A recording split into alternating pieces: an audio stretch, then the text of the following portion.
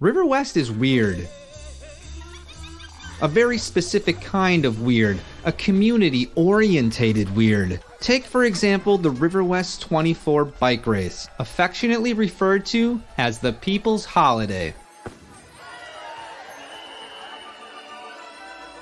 The Riverwest 24 is, you guessed it, a 24-hour bike race, all day, all night.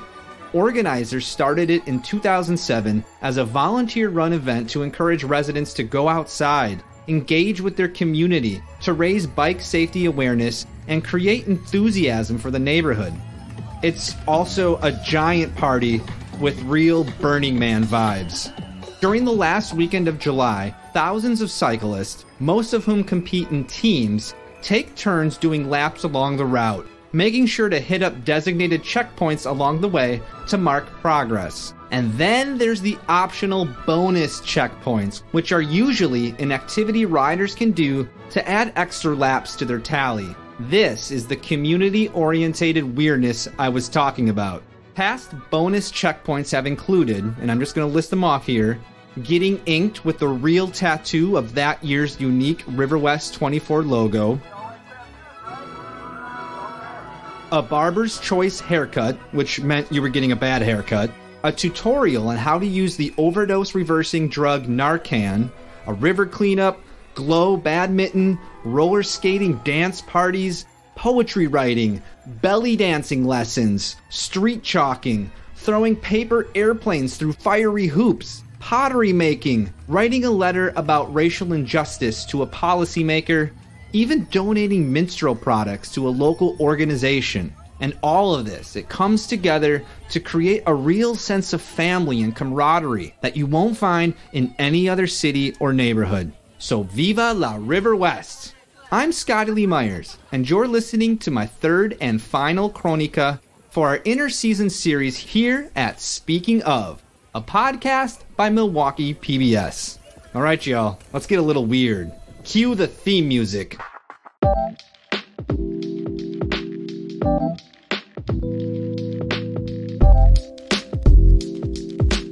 All right, we are back at one of my favorite places on planet Earth, Woodland Pattern, your friendly neighborhood bookstore located in the very center of Riverwest. I got my co-host here with me, Lexi, Mariano. Hello, you two. I think you both would agree that my stories have essentially been an ode to Riverwest, and this episode is no different. One of my favorite things about Riverwest is that it's just weird. We're a bunch of weirdos, and we're quirky, and we proudly wave our freak flag. Everyone is allowed to be different, but we crave to be different together. Riverwest is generally a place where you can believe in what you want to believe, and it's generally tolerated. There is an incredible cross-section of people and personalities here, and we put on these wacky events that celebrate that. Just look at the Riverwest 24-hour bike race. I know on my way here, I saw a 311 is an inside job sticker on a signpost. And so that's kind of the focus for my stories today. It's a celebration of our weirdness and the glorious mystery and intrigue that comes with it. Lexi, Mariano, have you ever been to the Riverwest Arby's? I'm not a big fan of Arby's, so no. No, I don't even know where it is. Well, the Riverwest Arby's is heralded as the best Arby's in all the land. The roast beef is never dry. The horsey sauce just hits different. The fountain Coca-Cola syrup is just perfectly calibrated. It is simply a superior Arby's. I actually had people call me and tell me their favorite thing about the Riverwest Arby's. Have a listen. Hey, Scottie Lee, this is Joey Dadass, the world's greatest dad. I wanted to let you know that my favorite Riverwest Arby's item is the roast beefy weefy sandwiches. I love those. I can't get enough of them. I keep me up at night thinking about them. Hi there, Scottie. My name is Sam. I live on Pierce Street, and I'm calling about giving some feedback on the Riverwest Arby's. My favorite thing to order, while the roast beef is great, I'm actually going in the drink direction. When you go to their fountains, they have the perfectly good crushed ice, and they have the flavor infusions for their sodas and their waters and stuff. My favorite mix is the cheese flavor infusion on their water. What I like most about Riverwest Arby's are the customers. They are the beating hearts of the neighborhood. My name's Jordan. I live over on Wheel Street. My favorite thing to order from the Riverwest Arby's is the large curly fry, extra horsey sauce, and a large Jamocha shake. And if they don't have the Jamocha shake, I scream. Horsey sauce, curly fry, Jamocha shake, or else I scream. Actually, I think we can see the Riverwest Arby's from here at Woodland Pattern. Let's go up. Let's go to the window. All right, we're tied at the hip unit with all the cables. So we're just going to do this awkward thing here. Go check out an Arby's. Okay, if you look right here. I don't see an Arby's. I see a Black Lives Matter mural. Is it like, what are those things that are like secret when you have to like give a password? Speakeasy? Yeah, is it like a speakeasy Arby's? Speakeasy Arby's. Is it on the other side or is it on that side? All right, the reason why you don't see the Riverwest Arby's is because the Riverwest Arby's does not exist. Dude. Lexi's giving us a look right now. Plot twist. So what did you just describe? Where is the fountain? Where's the roast beef? So yeah, there is not a Riverwest Arby's. It doesn't exist. This is just one of those weird inside jokes that Riverwesters have with one another. And it comes up pretty often, actually. People talk about it as if it were real. They'll go on forever about it, making up elaborate stories. And it's all just completely made up. And I think it's absolutely hilarious. And it really ties into the next story I want to get into because it really highlights just how playful Riverwest is. So this next story I'm about to tell is a mystery, a real whodunit, except, it is not a murder. It starts at the Riverwest Collectivo coffee shop. One day, I walk in and notice a bizarre poster hanging in the front foyer. It looks like a retro magazine ad for a talkline, maybe. On the right half of the poster, there's a picture of a middle-aged black man. Just his face. He's got a thick, 70s-style mustache, and he's holding an old rotary phone to his ear. And on the other side of the poster is some text. That text reads, "Feel like your life is on hold? Why not enjoy it? Put yourself in the mood with the Beats Index. Call now for free.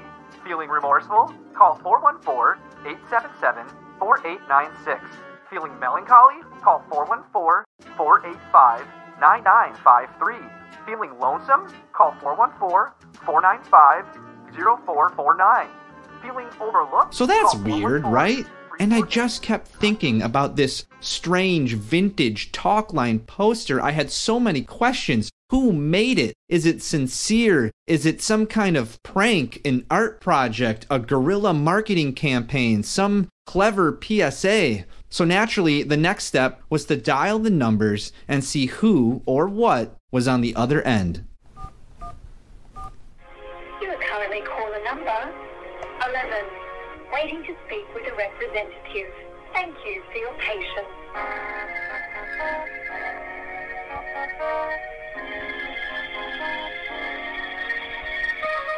All right, let's go down the list. Let's call the second number. This is the number you should dial if you're feeling melancholy.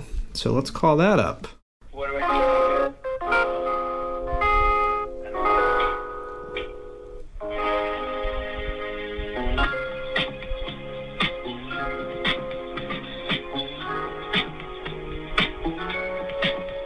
The next number on the list is if you're feeling lonesome.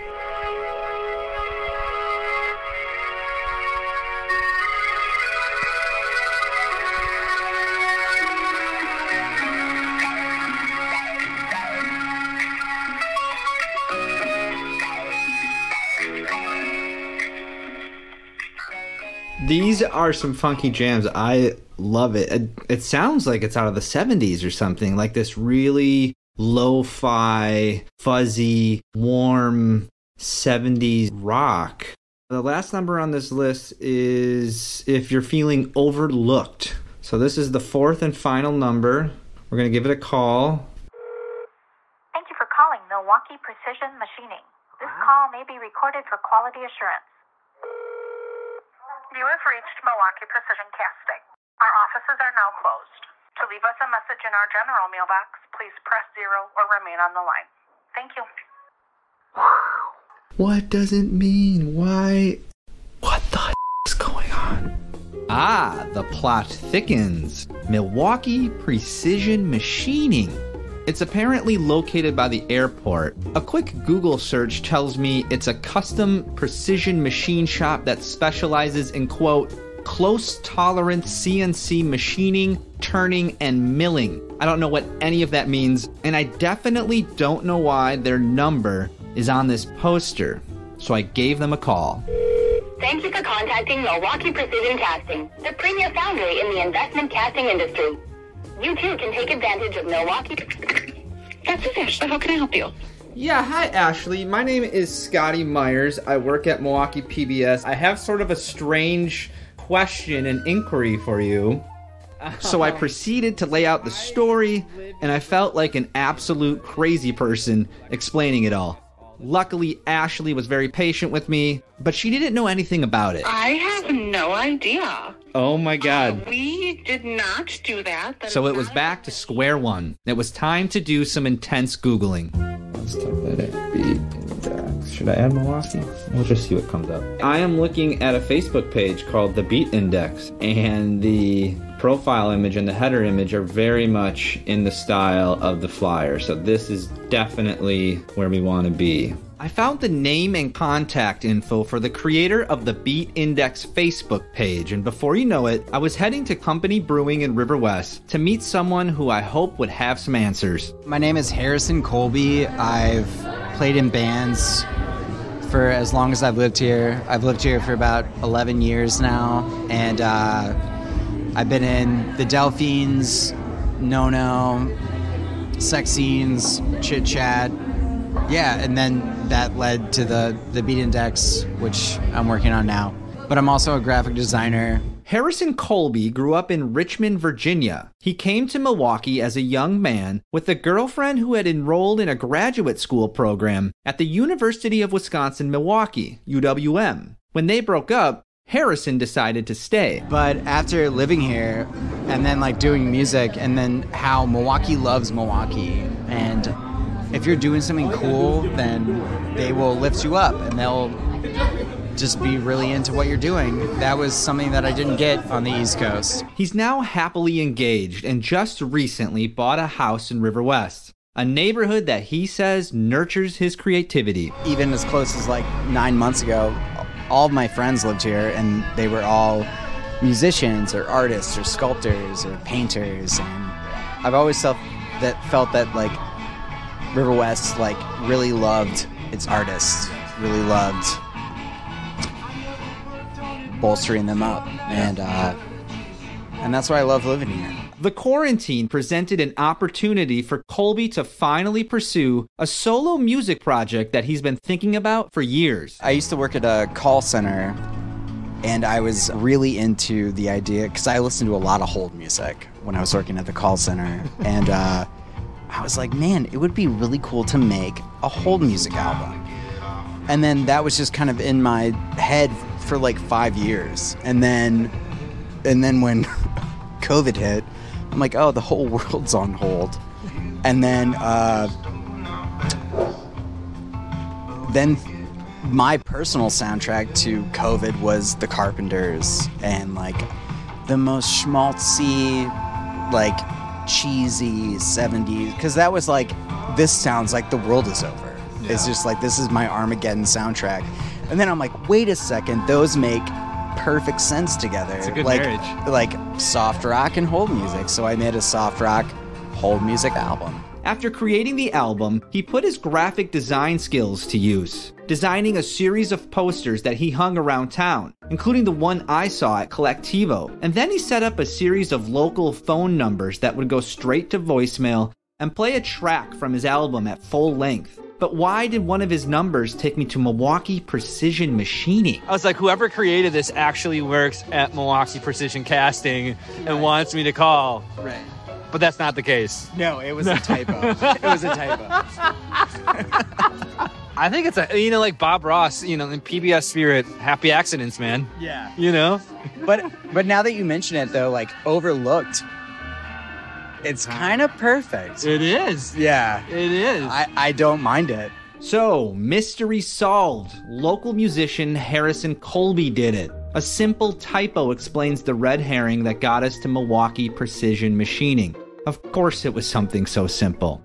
I didn't necessarily gain some huge insight or uncover anything here, but it was fun to chase the clues. Plus, I got to have a beer and a chat with a nice neighbor. I'm all for that. So thank you for the weirdness that brought us together. Lexi, Mariano, Lexi. Did you know that both of you passed a really important historical marker / plaque on your way into the bookstore today? Did either of you notice? No, I saw the Black Lives Matter garage mural, and I thought that was impressive. Yeah, same. I didn't notice anything. Well, it's right around the corner. It's a little above eye level. It's in plain sight, and you just passed by it totally clueless. And to be fair, very few people notice it, and even fewer know the story behind it. So like that weird poster that we just talked about, this was another mystery that I just had to get to the bottom of. So I found the right person to talk to. So why don't we just go ahead and would you mind just kind of giving like a physical description of sort of what we're looking at, paint a picture for our listeners? Well, we're looking at the south side of a building that for just a second was the Suburban. My gallery, contemporary art, project space. And I mention that only because it's context for why Angelique Roy's passage, this turquoise blue plaque, is on the facade here. The historical plaque we're talking about here is actually a work of art by multidisciplinary artist and Riverwest resident Paul Druka, who was recently named by the New York Times as one of 5 artists you should be following right now. His work can be found in many places, including the Whitney Museum of American Art. Yeah, that's a big deal. My name is Paul Druka. I am an artist and writer. I've been at this for over 30 years now. I work at the intersection of sculpture and poetry, video, even some painting and photography. But under a couple underlying themes, or one significant one is just very interested in things that are easily overlooked. I had Paul meet me at the plaque, which is located on a building that's connected by gangway to Woodland Pattern. It was commissioned to be installed there by an arts organization focusing on works of public intervention. Plus, Paul liked the way it interplayed with the overlooked and underappreciated gangway space. It's essentially a 3x12 bronzed name plaque with a turquoise patina finish that would match the Statue of Liberty. The plaque reads, Angelique Roy's Passage, but you kinda have to tilt your head to read it because it hangs vertically, with Angelique's name ascending up. And it's about 10 feet off the ground. Paul wanted it that way, to command the posture that many sculptures of important people receive, often elevated by pedestal. So who's Angelique Roy? Her grandfather was a very important chief in the Menominee tribe. Angelique was married to Jacques Vieux, and that's a name that is familiar to many people as the first European settler. They got married. They were operating out of Green Bay, but when they came to establish the trading post in Milwaukee, it was Angelique's connections. There were a number of tribes already here. Again, it's already a cosmopolitan area, but her tribal connections made their settlement possible and easy and supported. And you can't overemphasize how important that would have been circa 1798 or whatever when it took place. I think they have 11 children that go on to connect in various ways with, the indigenous culture going forward. But one daughter who is married to Solomon Juneau. Again, we're familiar with that name, but not their daughter Josette. Angelique Roy was the founding mother of Milwaukee. This gathering place on the water, this good land, became a booming settlement thanks to her. And yet, how many of us know her story, much less her name? That's why Paul created the name plaque. And just to drive home this point, Angelique and Jacques, they lived in a home near today's Mitchell Park. There's been a historical marker there since 1925 that designates this spot as a place where Jacques Vieux built, quote, the first house in Milwaukee. It doesn't mention Angelique or of others who already lived in the area. Reflecting on the importance of the plaque, Margaret Rosga, Wisconsin's former poet laureate and a civil rights icon here in Milwaukee, wrote an article, How We Tell Our Stories, the Language Used, Who Is Remembered and Who Disappeared Matters. Like much of Milwaukee's history, especially Milwaukee's indigenous history, Angelique Roy's Passage is easy to overlook unless you know it's there. So much history has been erased because it doesn't conform to the dominant narrative, with white settlers as the people who matter. I think that's true. The Angelique Roy's Passage plaque went up in the fall of 2015, and Paul hosted a special christening event that brought together several artists of different backgrounds. One of those artists was Dr. Margaret Newton, a local indigenous poet and languages professor at UWM. Paul has gone on to collaborate with her several times since. Newton wrote a beautiful poem in honor of Angelique Roy in her collection titled What the Chickadee Knows, which, yes, you can also pick up at Woodland Pattern. Often she writes her poems in her indigenous language, Anishinaabe, and in English, which are both featured in this reading. Mamangashka Michigaming, the surging sea. Mamangashka Besho Michigaming. On the surging shores of Lake Michigan, it drifted away. The way we used to live. We also drifted south on waves of silver. We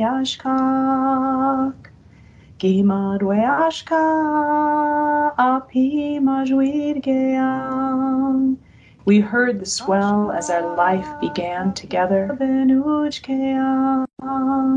The rolling tides of making children, for many years mixing Ojibwe, Menominee, Potawatomi,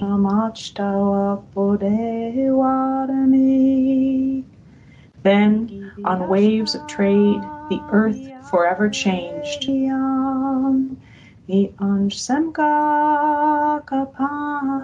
dreaming became more difficult on the other side of the western break.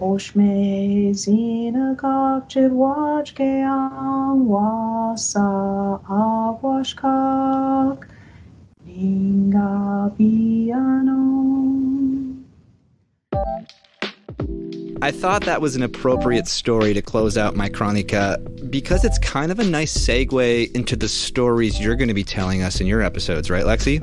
Yes, so I talk about rice harvesting here in Milwaukee and different cultures, how that's a tradition and, you know, Hmong culture and Native culture. So, yeah. That's perfect. That is a wrap on my Chronica. Lexi's up next. Make sure to listen. And if you're a fan of the show, make sure to subscribe, leave a rating, tell someone about the podcast. It really goes a long way. I'll leave you with a special treat from my Riverwest neighbor, Gabe Hammer, a local musician who plays organ in a funk jazz trio called Smoke and Mirrors. I love this band. I asked Gabe to bring to life an original century-old composition by Rafael Baez, whom you'll recall from Mariano's stories, was Milwaukee's first Latino and an accomplished organ player and composer. So with very little practice with the tune, let's have Gabe take us out with Baez's song, The Shepherd's Lullaby. Let's do the sign-off, y'all. I'm Scottie Lee Myers. I'm Alexandria Mack. And I'm Mariano Avida. And this is Speaking Of, a podcast by Milwaukee PBS. Take care, be well, talk soon.